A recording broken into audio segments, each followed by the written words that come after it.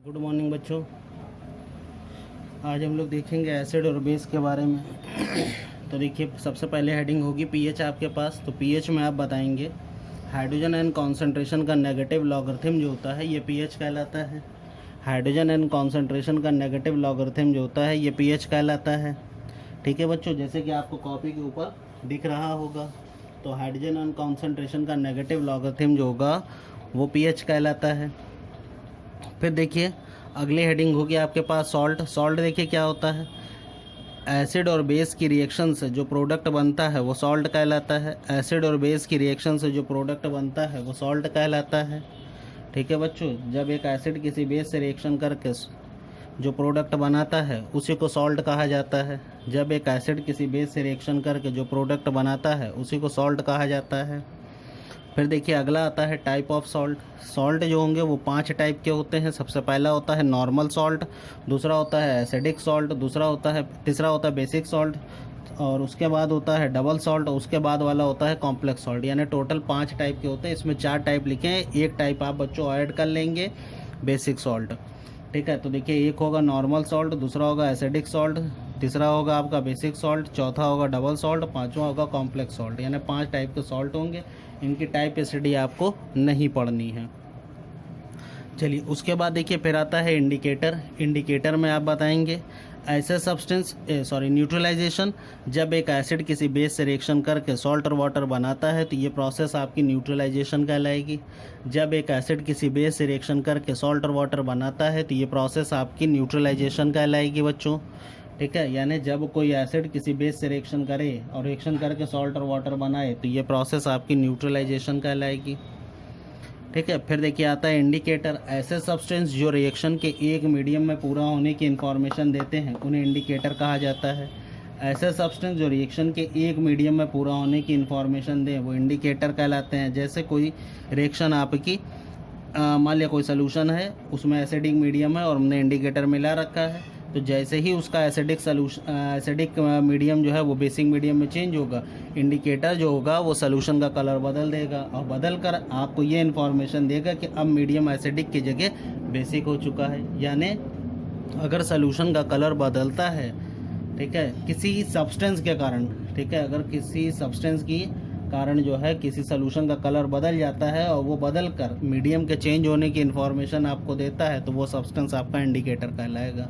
जैसे methyl orange है, फिनेफ्थलीन है, ये सारे जो होंगे इंडिकेटर की कैटेगरी में आते हैं। फिर देखिए आता है मेटल। मेटल क्या होता है, ऐसे एलिमेंट जो इलेक्ट्रॉन डोनेट करने की टेंडेंसी रखते हैं उन्हें मेटल्स कहा जाता है। ऐसे एलिमेंट जो इलेक्ट्रॉन डोनेट करने की टेंडेंसी रखते हैं उन्हें मेटल्स कहा जाता है। या हम ऐसे भी कह सकते हैं कि ऐसे एलिमेंट जो इलेक्ट्रॉन डोनेट कर कर पॉजिटिव आयन बनाने की टेंडेंसी रखते हैं उनको भी मेटल्स कहा जाता है। जैसे आपके फर्स्ट ए के एलिमेंट्स हैं, फर्स्ट बी के एलिमेंट्स हैं, ये मेटल्स होते हैं। इसके अलावा और भी मेटल्स हैं लेकिन मोस्टली ये मेटल्स होती हैं। फिर देखिए आता है नॉन मेटल्स। ऐसे सब्सटेंस जो इलेक्ट्रॉन को एक्सेप्ट करने की टेंडेंसी रखते हैं उन्हें नॉन मेटल्स कहा जाता है। ऐसे एलिमेंट जो इलेक्ट्रॉन को एक्सेप्ट करने की टेंडेंसी रखते हैं उन्हें नॉन मेटल्स कहा जाता है। ठीक है, या हम ऐसे भी कह सकते हैं कि ऐसे एलिमेंट जो इलेक्ट्रॉन को एक्सेप्ट कर नेगेटिव आयन बनाने की टेंडेंसी रखते हैं उन्हें भी हम लोग नॉन मेटल्स कहते हैं। तो जितनी भी हैलोजेंस होंगे वो सारे के सारे जो होंगे वो नॉन मेटल्स की कैटेगरी में आते हैं। ठीक है, जैसे फ्लोरीन, क्लोरीन, ब्रोमीन, आयोडीन, ये सारे जो होंगे नॉन मेटल की कैटेगरी में आएंगे। फिर देखिए आता है बेस। बेस क्या होता है, वो सब्सटेंस जो सॉल्यूशन में OH आयन देने की टेंडेंसी रखते हैं उन्हें बेस कहा जाता है। ऐसे सब्सटेंस जो सॉल्यूशन में OH आयन देने की टेंडेंसी रखते हैं उन्हें बेस कहा जाएगा। ठीक है, जैसे NOH है, KOH है, ये सारे जो होंगे बेस की कैटेगरी में आते हैं। फिर देखिए आता है आपके पास इलेक्ट्रोवैलेंट कंपाउंड। इलेक्ट्रोवैलेंट बॉन्ड क्या होता है, देखिए ऐसे बॉन्ड जो इलेक्ट्रॉन के डोनेशन से बने उन्हें इलेक्ट्रोवैलेंट बॉन्ड कहा जाता है। ऐसे बॉन्ड जो इलेक्ट्रॉन के डोनेशन से बनते हैं उन्हें इलेक्ट्रोवैलेंट बॉन्ड कहा जाता है। ठीक है, जो इलेक्ट्रॉन के डोनेट करने पर बने, यानी एक स्पीसीज़ इलेक्ट्रॉन दे रही होगी और दूसरी स्पीसीज़ इलेक्ट्रॉन ले रही होगी, तो इलेक्ट्रॉन के डोनेशन से बने, यानी एक एलिमेंट ने इलेक्ट्रॉन परमानेंटली त्याग दिया और दूसरे एलिमेंट ने इलेक्ट्रॉन को एक्सेप्ट कर लिया, तो जब इलेक्ट्रॉन के डोनेशन से जो बॉन्ड बनता है वो इलेक्ट्रोवैलेंट बॉन्ड कहलाता है। फिर देखिए आया इलेक्ट्रोवैलेंट कंपाउंड क्या होते हैं। ऐसे कंपाउंड जो इलेक्ट्रोस्टैटिक फोर्स से बंधे होते हैं उनको जो होता है इलेक्ट्रोवैलेंट कंपाउंड कहा जाता है। ऐसे कंपाउंड जो इलेक्ट्रोस्टैटिक फोर्स से बंधे होते हैं उनको इलेक्ट्रोवैलेंट कंपाउंड कहा जाता है। क्लियर हुआ बच्चों? ठीक है, जैसे NaCl है, KCl है, ये सारे जो होंगे इलेक्ट्रोवैलेंट कंपाउंड है। फिर देखिए आता है कोवैलेंट बॉन्ड। ऐसे बॉन्ड जो इलेक्ट्रॉन की शेयरिंग से बनते हैं उन्हें कोवैलेंट बॉन्ड कहा जाएगा। ऐसे बॉन्ड जो इलेक्ट्रॉन की शेयरिंग से बनते हैं उनको कोवैलेंट बॉन्ड कहा जाएगा। फिर देखिए आता है कोवैलेंट कंपाउंड।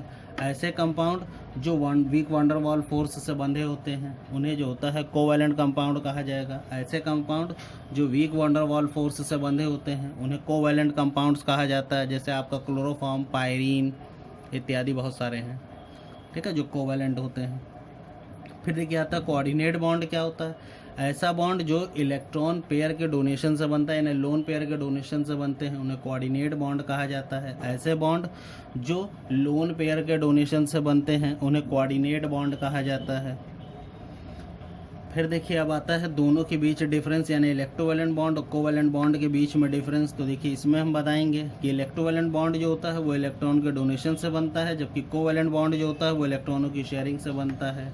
यानी इलेक्ट्रॉन के डोनेशन से इलेक्ट्रोवैलेंट बॉन्ड बनते हैं और इलेक्ट्रॉन की शेयरिंग से कोवैलेंट बॉन्ड बनते हैं। फिर देखिए जो इलेक्ट्रोवैलेंट बॉन्ड होगा वो इलेक्ट्रोस्टैटिक फोर्स से बंधा हुआ होगा, यानी जो भी कंपाउंड जो होगा जिसमें इलेक्ट्रोवैलेंट बॉन्ड पाया जा रहा होगा वो इलेक्ट्रोस्टैटिक फोर्स से बंधा होगा, और जो कोवैलेंट वाला होगा वो वीक वंडर वॉल फोर्स से बंधा हुआ होगा। फिर देखिए इलेक्ट्रोवैलेंट बॉन्ड में जो होता है जो मेल्टिंग पॉइंट और बॉइलिंग पॉइंट होता है वो उन कंपाउंड्स का हाई होता है, क्योंकि इलेक्ट्रोस्टैटिक फोर्स से बंधे होते हैं तो ये बॉन्ड काफ़ी मजबूत होता है। इसको तोड़ने के लिए हाई एनर्जी चाहिए होती है। जब ज़्यादा एनर्जी आप इसको देंगे तभी ये कंपाउंड ब्रेक होंगे, इसका मतलब हाई टेम्परेचर पर ब्रेक होंगे। तो इसीलिए इनका मेल्टिंग पॉइंट और बॉइलिंग पॉइंट जो होता है वो काफ़ी ऊँचा आएगा। जबकि कोवैलेंट कंपाउंड जो होते हैं ये वंडर वॉल फोर्स से बंधे होते हैं, ये बॉन्ड खुद ही वीक होता है, ये फोर्स खुद ही वीक होता है। तो जब ये फोर्स वीक होगा तो कम ही एनर्जी देने पर ये बॉन्ड ब्रेक हो जाएंगे। तो इसीलिए इन कंपाउंड्स को बड़ी आसानी से गर्म कर ब्रेक डाउन करा जा सकता है। तो इसीलिए इनका मेल्टिंग पॉइंट और बॉइलिंग पॉइंट जो होता है वो लो होता है। तो इलेक्ट्रोवैलेंट वालों का हाई होगा, जबकि कोवैलेंट वालों का मेल्टिंग पॉइंट और बॉइलिंग पॉइंट जो होता है वो लो होता है। इलेक्ट्रोवैलेंट वाले जो कंपाउंड्स होते हैं उनमें इलेक्ट्रोस्टैटिक फोर्स होता है, तो इसीलिए ये वाटर में सॉल्युबल होंगे, जबकि कोवैलेंट वाले जो होते हैं ये आयनिक होते नहीं हैं, तो ये वाटर में सॉल्युबल नहीं होते हैं। यानी इलेक्ट्रोवैलेंट वाला तो पानी में घुलेगा, लेकिन कोवैलेंट वाले कंपाउंड जो होंगे वो पानी में नहीं घुलते हैं। फिर देखिए आता है आपके पास इलेक्ट्रोवैलेंट वाले कंपाउंड्स में अगर हम देखें तो यहाँ पर ये पोलर इन नेचर होंगे, यानी इलेक्ट्रोवैलेंट कंपाउंड जो होंगे वो पोलर इन नेचर होते हैं, जबकि जो कोवैलेंट वाले होंगे वो जो है नॉन पोलर इन नेचर होते हैं। तो जो इलेक्ट्रोवैलेंट वाला होता है उसमें कैटायन और एनायन पाया जाता है, इसीलिए वो जो होते हैं पोलर होते हैं। जो दूसरा वाला कोवैलेंट होता है उसमें ना तो कैटायन होता ना एनायन होता, वो तो इलेक्ट्रॉन की शेयरिंग से बनते हैं, तो ये नॉन पोलर इन नेचर होते हैं। अब जो इलेक्ट्रोवैलेंट वाले कंपाउंड्स होते हैं वो इलेक्ट्रिसिटी को कंडक्ट कर ले जाते हैं, क्योंकि वो जो होता है आयनों से अपोजिट आयनों से मिलकर बने होते हैं। उनमें कैटायन भी होता है, उनमें एनायन भी होता है, तो इसीलिए ये अपोजिट आयन्स से जब मिलकर बने होते हैं तो ये इलेक्ट्रिसिटी कंडक्ट कर ले जाएंगे। जबकि जो कोवैलेंट वाला होता है ये इलेक्ट्रॉनों की शेयरिंग से बनते हैं, इसीलिए ना तो इसमें कैटायन होता है ना ही एनायन होता है, तो इसीलिए ये इलेक्ट्रिसिटी कंडक्ट नहीं कर पाते हैं। तो इलेक्ट्रिक कंडक्शन के लिए दो ही चीज़ें इंपॉर्टेंट होती हैं, या तो फ्री इलेक्ट्रॉन अवेलेबल हो या फिर अपोजिट चार्ज मौजूद हो। तो ना तो इनमें फ्री इलेक्ट्रॉन अवेलेबल होता है और ना ही इनमें जो होता है चार्ज मौजूद होता है अपोजिट। इनमें अपोजिट चार्ज मौजूद होता है, इसीलिए ये इलेक्ट्रिसिटी कंडक्ट कर ले जाते हैं, ये नहीं कंडक्ट कर पाते। इसीलिए इलेक्ट्रोवैलेंट कंपाउंड हमारा जो होता है वो इलेक्ट्रिसिटी कंडक्ट करता है, और कोवैलेंट कंपाउंड जो होता है वो इलेक्ट्रिसिटी कंडक्ट नहीं करता है। तो बच्चों इतना पढ़िएगा, इसके आगे की जो है जो भी मतलब टॉपिक है उसको हम लोग अगले वीडियो में डिस्कस करेंगे। चलिए, थैंक यू। गुड मॉर्निंग बच्चों, आज हम लोग देखेंगे एक्सोथर्मिक रिएक्शन के बारे में। तो देखिए एक्सोथर्मिक रिएक्शन क्या होती है। ऐसे रिएक्शन जिसमें हीट जो होती है वो प्रोड्यूस होती है, तो उन रिएक्शंस को एक्सोथर्मिक रिएक्शंस कहा जाएगा। ऐसी रिएक्शन जिनके होने के दौरान जो होता है एनर्जी या हीट जो होती है वो प्रोड्यूस होती है, उसको एक्सोथर्मिक रिएक्शन कहा जाएगा। जैसे देखिए नाइट्रोजन और हाइड्रोजन आपस में रिएक्शन करके अमोनिया बना रहे हैं, तो इस दौरान जो होता है एनर्जी जो होती है वो प्रोड्यूस होगी, हीट जो होती है वो प्रोड्यूस होगी, तो ये रिएक्शन जो होती है वो एक्सोथर्मिक रिएक्शन कहलाएगी। फिर देखिए आता है एंडोथर्मिक रिएक्शन, ऐसी रिएक्शन जिसमें हीट जो होती है वो एब्जॉर्ब होती है या एनर्जी जो होती है वो एब्जॉर्ब होती है, तो ये रिएक्शन जो होगी वो एंडोथर्मिक रिएक्शंस कहलाएंगी। जैसे सल्फर डाइऑक्साइड ऑक्सीजन से रिएक्शन करके सल्फर ट्राइऑक्साइड बनाती है, तो इस दौरान हीट जो होगी वो एब्जॉर्ब होती है। तो अब देखिए जब हीट एब्जॉर्ब होगी तो साइन माइनस का आएगा, और जब रिलीज होगी तो साइन प्लस का आएगा। तो ऐसी रिएक्शन जिसके होने के दौरान जो होता है हीट प्रोड्यूस हो वो एक्सोथर्मिक है, और जिसमें हीट एब्जॉर्ब हो वो एंडोथर्मिक रिएक्शन कहलाएगी। फिर देखिए आता है ऑक्सीडेशन रिएक्शन, ऐसी रिएक्शन जिसमें कोई आइटम या मॉलिक्यूल या आयन इलेक्ट्रॉन्स को खो देता है, इलेक्ट्रॉन्स को जो होता है वो खोता है, वो रिएक्शन ऑक्सीडेशन रिएक्शन कहलाएगी। ऐसी रिएक्शन जिसमें कोई आइटम मॉलिक्यूल या आयन इलेक्ट्रॉन को खो देता है, तो ऐसी रिएक्शन ऑक्सीडेशन रिएक्शन कहलाती है। जैसे सोडियम है, इसने देखिए एक इलेक्ट्रॉन को निकाल दिया और कैटायन बना दिया, तो ये रिएक्शन जो होती है वो ऑक्सीडेशन रिएक्शन कहलाएगी। इसी दौरान रिडक्शन, देखिए रिडक्शन वो प्रोसेस जिसमें कोई आइटम मॉलिक्यूल या आयन जो होता है वो इलेक्ट्रॉन को एक्सेप्ट कर लेता है, तो ये रिएक्शन जो होती है वो रिडक्शन रिएक्शन कहलाएगी। जैसे क्लोरीन का मॉलिक्यूल है, वो इलेक्ट्रॉन को जो है वो एक्सेप्ट कर ले और क्लोराइड आयन बना ले, तो ये रिएक्शन जो होती है वो रिडक्शन रिएक्शन कहलाएगी। फिर देखिए आता है आइसोमराइजेशन या आइसोमेरिज्म। तो आइसोमेरिज्म देखिए क्या होता है, जब दो या दो से अधिक कंपाउंड जो होते हैं जिनकी फिजिकल और केमिकल प्रॉपर्टी तो अलग अलग हो, लेकिन मॉलिक्यूलर फार्मूला और मॉलिक्यूलर स्ट्रक्चर जो होता है वो सेम हो, तो ऐसे कंपाउंड जो होंगे आइसोमर कहलाएंगे और ये प्रॉपर्टी आइसोमेरिज्म कहलाएगी। तो देखिए it is a phenomenon in which compound have a same molecular formula and structural formula but they have differ in physical property and chemical property to each other, that is called isomer and property known as isomerism. Clear हुआ बच्चों? चलो अगला लेते हैं allotropy. देखिए allotropy क्या होती है, जब एक ही एलिमेंट एक से ज़्यादा फॉर्म में नेचर में एग्जिस्ट करता है तो उसकी ये प्रॉपर्टी एलोट्रॉपी कहलाती है। ठीक है, जब एक ही एलिमेंट एक से ज़्यादा फॉर्म में नेचर में एग्जिस्ट करता है तो उसकी ये प्रॉपर्टी एलोट्रॉपी कहलाती है। फिर देखिए आता है यूज़ ऑफ थायो अल्कोहल। तो देखिए इसका यूज़ जो होता है ऑर्गेनिक कंपाउंड बनाने में होता है। थायो अल्कोहल इसका फॉर्मूला होता है RSH। ठीक है, तो इसका यूज़ जो होता है ऑर्गेनिक कंपाउंड बनाने में होता है। इसका यूज़ जो होता है इंटरनल फ्यूल कंबस्टन के फॉर्म में यूज़ होता है, और इसी का यूज़ जो होता है मेडिसिन की जो फील्ड होती है उसमें भी इसका यूज़ होता है, मतलब इसका यूज़ जो होता है वो दवाइयाँ बनाने में भी होता है। चलिए आगे का रिएक्शंस लेते हैं। देखिए अब है कंबस्टन रिएक्शन क्या होती है। ऐसी रिएक्शन जिसमें कार्बन के कंपाउंड को जब हम ऑक्सीजन की प्रेजेंस में जलाते हैं तो वो कार्बन डाइऑक्साइड में बदल जाता है और एक बड़े अमाउंट में लाइट को और हीट को प्रोड्यूस करता है, तो ऐसी रिएक्शन कंबस्टन रिएक्शन कहलाती है। जब किसी कार्बन कंटेनिंग कंपाउंड को हम ऑक्सीजन में जलाते हैं यानी एयर में जलाते हैं, तो एयर में जलाने पर वो कार्बन डाइऑक्साइड तो रिलीज़ करता ही करता है, साथ में जो होता है एक्सेस में लाइट को भी प्रोड्यूस करता है और हीट को भी प्रोड्यूस करता है, तो ये रिएक्शन कंबस्टन रिएक्शन कहलाती है। फिर देखिए अगला आता है कोरेजन क्या होता है। देखिए किसी भी मेटल की अपर लेयर का हटना जो होता है वो कोरेजन कहलाता है। किसी भी मेटल की अपर लेयर का हटना जो होता है वो कोरेजन कहलाता है। इसके लिए बहुत से फैक्टर रिस्पॉन्सिबल होते हैं, जैसे मॉइस्चर है, कार्बन डाइऑक्साइड है, वाटर है, इस तरह से कई फैक्टर होते हैं जो रिस्पॉन्सिबल होते हैं। तो किसी भी मेटल की अपर लेयर का हटना जो होता है वो कोरेजन कहलाता है। फिर देखिए आता है सब्स्टिट्यूशन रिएक्शन क्या होती है। तो सब्स्टिट्यूशन रिएक्शन होती है कि ऐसी रिएक्शन जिसमें एक एलिमेंट किसी दूसरे एलिमेंट को जो होता है हटा देता है, तो वो रिएक्शन सब्स्टिट्यूशन रिएक्शन कहलाती है। जैसे मीथेन में होता है, मीथेन पर जब हम क्लोरीन का अटैक कराते हैं तो क्लोरीन जो होती है मीथेन में से हाइड्रोजन को हटा देगी और उसकी जगह पर खुद आकर बैठ जाती है यानी सेटल हो जाती है, तो ये रिएक्शन जो होगी वो सब्स्टिट्यूशन रिएक्शन कहलाती है। तो ऐसी रिएक्शन जिसमें जो होता है एक एलिमेंट किसी दूसरे एलिमेंट को हटा देता है यानी उसको शिफ्ट कर देगा, तो ऐसी रिएक्शन सब्स्टिट्यूशन रिएक्शन कहलाती है।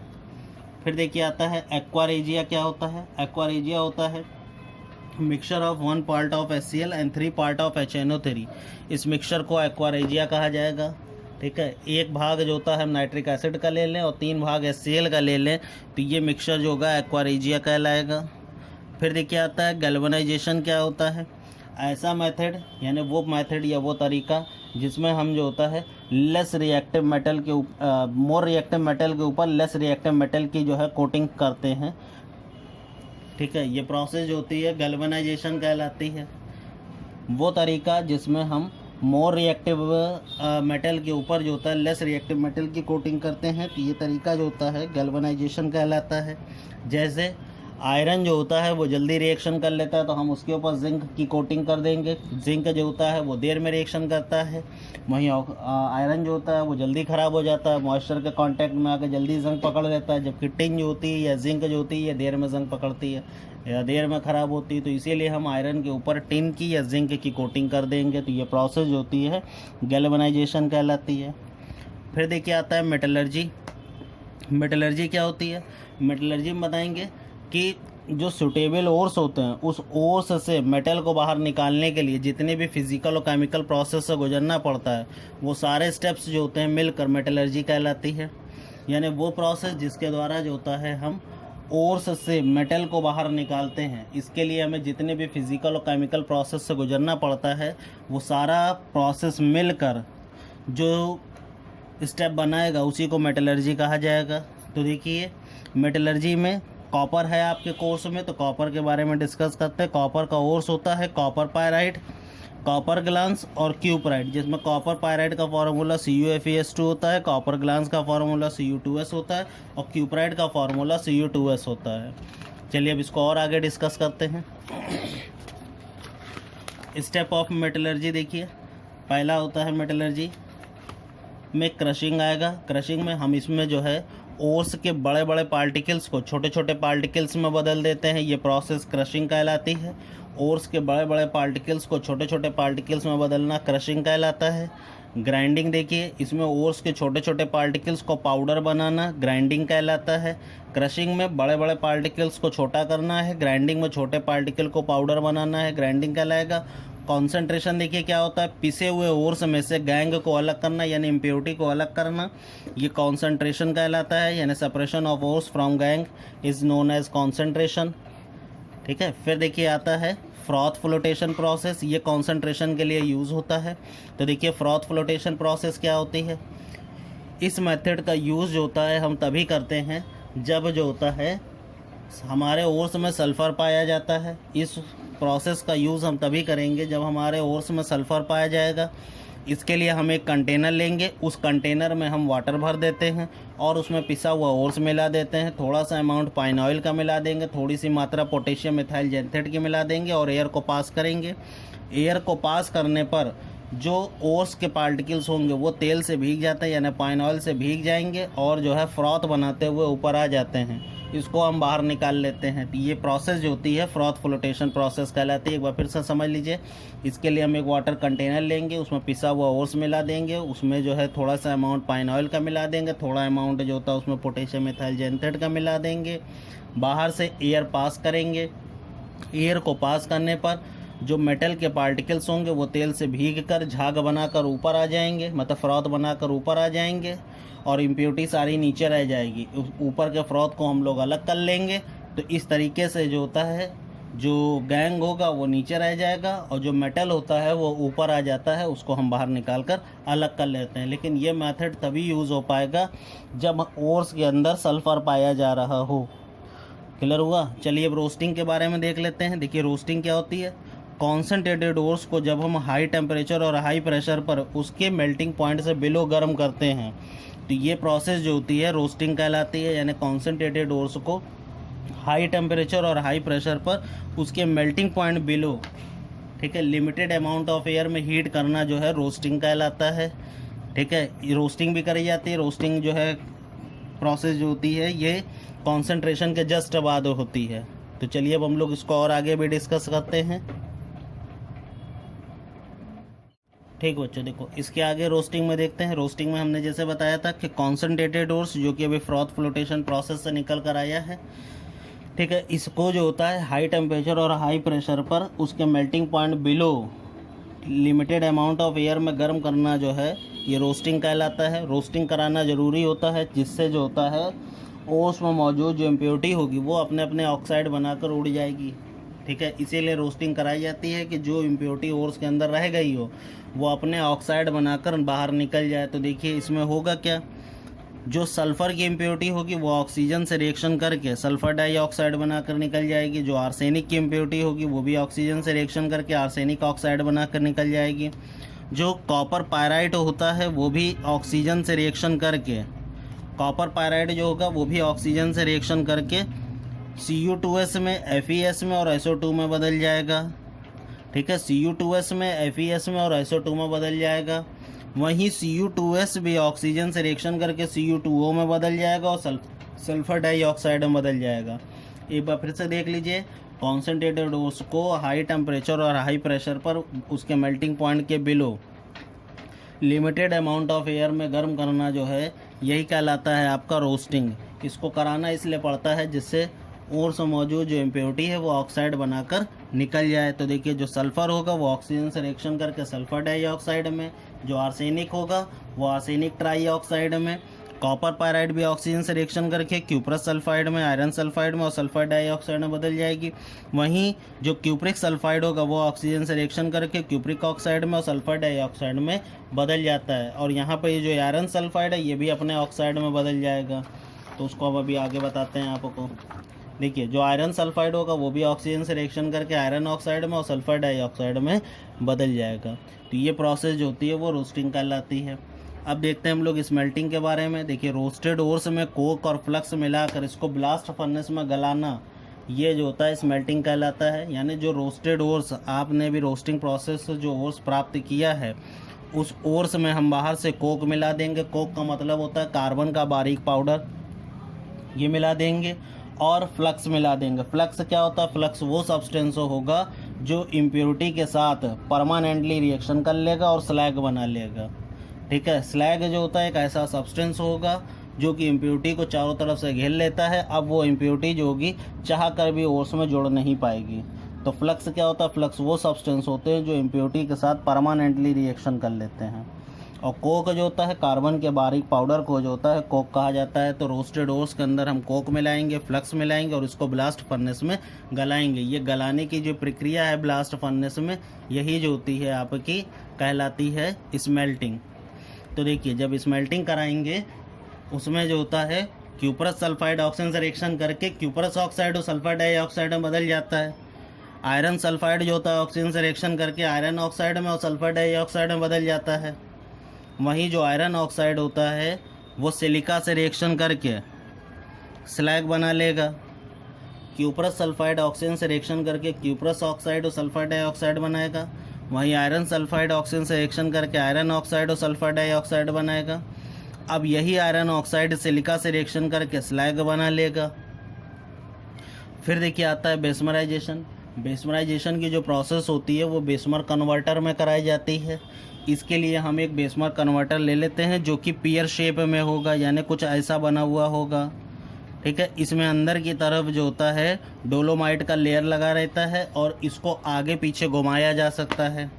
देखिए बेसमराइजेशन की जो प्रोसेस होती है वो बेसमर कन्वर्टर में कराई जाती है। इसके लिए हम एक बेसमर कन्वर्टर लेते हैं जो कि पियर शेप होता है, यानी नाशपाती के आकार का होता है, स्टैंड में फिट होता है। इसमें अंदर की तरफ डोलोमाइट का लेयर लगा रहता है, इसे आगे पीछे चलाया जा सकता है। इसमें हम जो स्मेल्टिंग प्रोसेस के बाद जो भी पार्ट आएगा, यानी जो भी हमें ऑब्टेंड होगा मटेरियल, उसको हम यहाँ भर देंगे। भरने के बाद इसमें टॉयर्स से एयर को पास करेंगे। टॉयर्स जो होता है बड़े बड़े चैम्बर होते हैं, उन चैम्बर से एयर ऑक्सीजन की करंट अंदर भेजी जाती है। तो जब पास करेंगे एयर तो जो क्यूप्रस सल्फाइड होगा वो भी ऑक्सीजन से रिएक्शन करके क्यूप्रस ऑक्साइड और सल्फर डाइऑक्साइड बनाएगा। आयरन सल्फाइड भी ऑक्सीजन से रिएक्शन करके आयरन ऑक्साइड और सल्फर डाइऑक्साइड बनाएगा। उसी दौरान कुछ अमाउंट में क्यूप्रस सल्फाइड अभी भी बच जाता है, जो बचे हुए क्यूप्रस ऑक्साइड से रिएक्शन करके कॉपर बना लेगा। एक बार फिर से देख लीजिए, क्यूप्रस सल्फाइड ऑक्सीजन से रिएक्शन करके क्यूप्रिक ऑक्साइड बना लेगा, यानी क्यूप्रिक सल्फाइड ऑक्सीजन से रिएक्शन करेगी, क्यूप्रिक ऑक्साइड बनाएगी और सल्फर डाइऑक्साइड बनाएगी। आयरन सल्फाइड ऑक्सीजन से रिएक्शन करके आयरन ऑक्साइड और सल्फर डाइऑक्साइड बनाएगी। इसी तरीके से कुछ अमाउंट में अभी भी क्यूप्रिक सल्फाइड बच जाता है, वो क्यूप्रिक ऑक्साइड से रिएक्शन करके जो है कॉपर बना लेगा और सल्फर डाइऑक्साइड बना लेगा। अब इस कॉपर को जब हम लोग ठंडा करते हैं तो ठंडा करने पर जो होता है इसमें घुली हुई जो सल्फ़र डाइऑक्साइड होती है वो बाहर निकलती है, और जब ये बाहर निकलेगी तो कॉपर के सरफेस पर बड़े बड़े ब्लिस्टर्स बन जाते हैं, यानी फफोले बन जाते हैं। तो इसीलिए ऐसा कॉपर जो होता है, ऐसा तांबा जो होता है, फफोलेदार तांबा कहलाता है। एक बार फिर से देख लीजिए, कुछ अमाउंट में क्यूप्रस सल्फाइड बच जाता है, जो क्यूप्रिक ऑक्साइड के साथ रिएक्शन करके, यानी क्यूप्रिक सल्फाइड क्यूप्रिक ऑक्साइड के साथ रिएक्शन करके कॉपर बना लेता है। अब जब इस कॉपर को ठंडा करेंगे तो ठंडा करने पर इसमें घुला हुआ सल्फर डाइऑक्साइड जो होता है वो बाहर निकलेगा, जिसके कारण जो होता है कॉपर की सतह पर बड़े बड़े ब्लिस्टर्स बन जाते हैं, और इसी कारण इस कॉपर को जो होता है ब्लिस्टर कॉपर कहा जाता है। चलिए, अब मेटल और नॉन मेटल के बीच में डिफरेंस देख लीजिए। देखिए, मेटल एक तरफ रखा और नॉन मेटल मैंने दूसरी तरफ रखा है। मेटल ज़्यादातर सॉलिड स्टेट में पाया जाता है, जबकि नॉन मेटल जो होता है वो ज़्यादातर गैस फेज में पाया जाता है। मेटल जो होते हैं वो डक्टिलिटी शो करते हैं, जबकि नॉन मेटल कोई भी डक्टिलिटी की प्रॉपर्टी नहीं शो करते हैं। मेटल को जब जो होता है हमर वगैरह से पीटा जाता है तो ये जो होते हैं पतली शीट में बदल जाते हैं, जबकि नॉन मेटल के अंदर ये प्रॉपर्टी नहीं पाई जाती है। मेटल के अंदर अपनी चमक होती है, लस्टरनेस पाई जाती है, जबकि नॉन मेटल में कोई भी अपनी चमक नहीं पाई जाती, क्योंकि ये तो गैस ही होते हैं। मेटल के अंदर कंडक्टिविटी पाई जाती है, यानी जब इनमें इलेक्ट्रिसिटी पास होती है तो ये इसमें इलेक्ट्रॉनों का फ्लो होता है, यानी इलेक्ट्रिसिटी चलती है। या जब इनमें टेम्परेचर भेजा जाता है, टेम्परेचर प्रोवाइड करा जाता है तो ये गर्म हो जाते हैं और एक सिरे से दूसरे सिरे तक जो होता है टेम्परेचर फैल जाता है, जबकि नॉन मेटल के अंदर कंडक्टिविटी नहीं पाई जाती है। इसीलिए जो मेटल होती है वो हीट की भी कंडक्टर होती है और टेम्परेचर की भी हीट की भी कंडक्टर होती है और इलेक्ट्रिसिटी की भी कंडक्टर होती है, जबकि नॉन मेटल ना तो हीट का कंडक्टर होता है और ना ही इलेक्ट्रिसिटी का कंडक्टर होता है। ठीक है बच्चों, अब इसी को पढ़िएगा बच्चों और अच्छे से इसको लर्न करिएगा।